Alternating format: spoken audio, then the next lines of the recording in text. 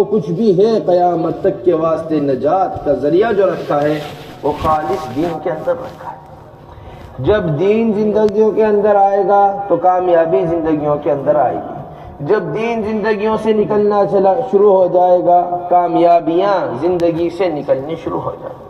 کامیابی کا تعلق ظاہری اسباب سے نہیں، ہماری سب سے بڑی پریشانی اجتماعی طور پر حالات، اجتماعی طور پر پریشانیاں، اجتماعی طور پر جو مصائب آئے ہوئے ہیں، ہم نے اس چیز کو کامیابی کا ذریعہ بنایا ہے جس چیز کا کامیابی سے کوئی لین دین نہیں ہے، اور وہ دنیا ہے۔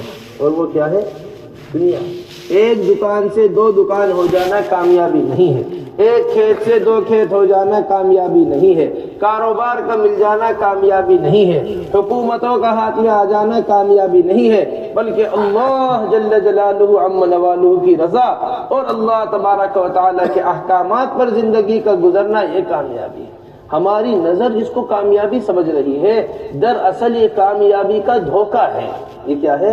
کامیابی کا دھوکہ ہے۔ ہم نہیں جانتے جو دکھتا ہے وہ اصل ہے نہیں، جو اصل ہے وہ نظر کے سامنے سے ابھی پوشیدہ ہے۔ ہم سب کے سب ایسے نظر کے بندے بنے ہیں۔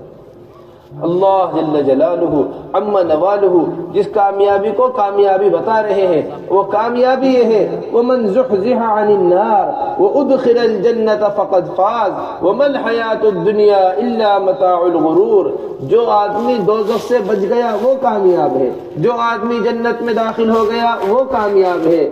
دنیا کی زندگی سوائے دھوکے کے کچھ نہیں۔ دنیا کی زندگی کیا ہے؟ سوائے دھوکے کے کچھ نہیں۔